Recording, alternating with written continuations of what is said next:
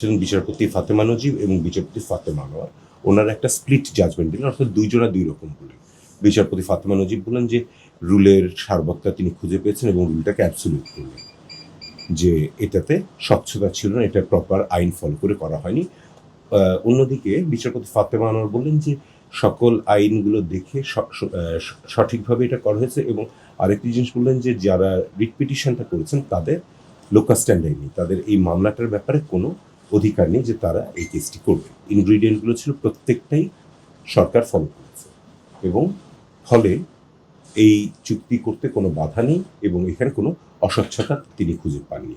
সেই রায়ের বিরুদ্ধেই অ্যাকচুয়ালি গতকালকে শুনানি হয় আপিল বিভাগে, এবং আপিল সব কিছু শুনে ফাইনালি একদম বলে দিলেন যে তাদের করা আপিলটিকে লিফটের আপিলটিকে খারিজ করে দেওয়া, কারণ যে এখানে কোনো আইনের ব্যত্যয় ঘটেনি, কোনো অস্বচ্ছতা ছিল না, এবং যারা মামলা করতে এসেছেন তাদের এখানে মামলাটি করার অধিকার বা লোকাল স্ট্যান্ডার্ড নেই। সো আজকে এই অর্ডারের পরে বাংলাদেশ সরকার দুবাই সরকারের সাথে যে চুক্তি করেছিল সেই চুক্তি অনুযায়ী যদি এখন এই ঢাকা বাংলাদেশ সরকার চট্টগ্রামের নিউ মুরিং কন্টেইনার টার্মিনালটিকে ম্যানেজমেন্ট এবং অপারেট করার জন্য বাইরে অন্য দেশের কাউকে দেওয়া হয়, তাহলে সেটা বৈধ। জাজমেন্টের সময় আমাদের দেশের আমাদের এই প্রধান বিচারপতি বা আমাদের কোর্টে ইউজুয়ালি জাস্ট অ্যাপিলেট ডিভিশনে একটাই কথা বলেন, অ্যালাউড হলে কোন কোন গ্রাউন্ডে, আর যদি ডিসমিস হয় তাহলে ডিসমিস বলেন, এখানে কোনো অবজারভেশন দিবেন না। এটা আমরা যখন পূর্ণাঙ্গ রায়টা আসে তখন ওখানে দিতে ভালো ইন্টারেস্টিং জিনিস আছে যে চট্টগ্রাম বন্দরে কিন্তু এই একটাই কন্টেইনার টার্মিনাল না, আরো 4টা রয়েছে। সিসিটি রয়েছে, লালদিয়া রয়েছে, তারপর ধীরাশ্রম রয়েছে, এবং এটা হচ্ছে এনসিটি। এই বাকি 3টা কিন্তু সেই বোধহয় সেপ্টেম্বর মাসে না অগস্ট মাসে ম্যানেজমেন্টের জন্য দেওয়া হয়েছে, ডেনিশ কোম্পানিকে দেওয়া হয়েছে, আরো একটা বোধহয় আপনার মধ্যপ্রাচ্যের কোম্পানিকেও দেওয়া হয়েছে। সেগুলো নিয়ে কিন্তু কখনো কোনো কেউ প্রশ্ন তুলেনি। এখন নিউমোরিংটা নিয়ে কেন প্রশ্ন উঠলো, এটা নিয়ে যখন কথা হচ্ছে তখন আমরা আদালতকে দেখিয়েছি যে গত 17 বছর ধরে স্পেসিফিক্যালি একটা কোম্পানি এখানে কাজ করছিলেন, এবং তাদের যেটা হতো যে একটা জাহাজের আমরা বলি টার্নারাউন্ড, মানে জাহাজ একটা বন্দরে আসলো, পুরো মাল খালাস হয়ে আবার ফিরে চলে গেল, এই পুরো সময়টা তারা বাংলাদেশে সময় নিতেন 2 থেকে 2.5 সপ্তাহ। আমরা পুরো ডেটা সহ সবকিছু মিলে দেখিয়েছিলাম যে ডিপি ওয়ার্ল্ড প্রায় 60টি দেশে 76টি পোর্ট এখন করছে, 2.5 সপ্তাহ লাগছে। সেটা ডিপি ওয়ার্ল্ড অন্য যে কোনো পোর্টে 2 থেকে 2.5 দিনের মধ্যে করে ফেলছে। সো একটা পোর্টের রেভিনিউ বা একটা দেশের রেভিনিউটা ডিপেন্ড করে যে কত তাড়াতাড়ি জাহাজটাকে ছেড়ে দিচ্ছে, তাহলে আরও বেশি জাহাজ আসে। কারণ জাহাজ কোম্পানিরা, জাহাজ মালিকেরা বাংলাদেশে আনলোড হবে শুনলে জাহাজ পাঠাতে খুব একটা আগ্রহী হয় না, কারণ এখানে আসলে 2 সপ্তাহের আটকে যাচ্ছে, তার ব্যবসা আর 2.5 সপ্তাহের জন্য আটকে যাচ্ছে।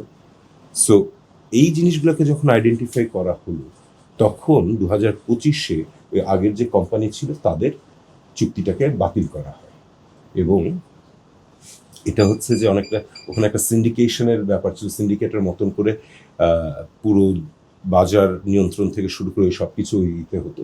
তো গত বছর আপনারা লক্ষ্য করে থাকবেন, এটা আমরা আদালতেও বলেছি যে গত বছর রমজানের সময় কোনো পণ্যর দ্রব্যমূল্য বৃদ্ধি পায়নি, এবছর একটু পেয়েছে, কিন্তু গত বছর একদমই সব ছিল। বিকজ ওইটাকে যখন আমরা ক্যান্সেল করলাম তখন আমাদের পক্ষে পুরো যে জাহাজগুলো আসছে সব কিছুকে ম্যানেজ করা, সিন্ডিকেশনটাকে বন্ধ করা গেল।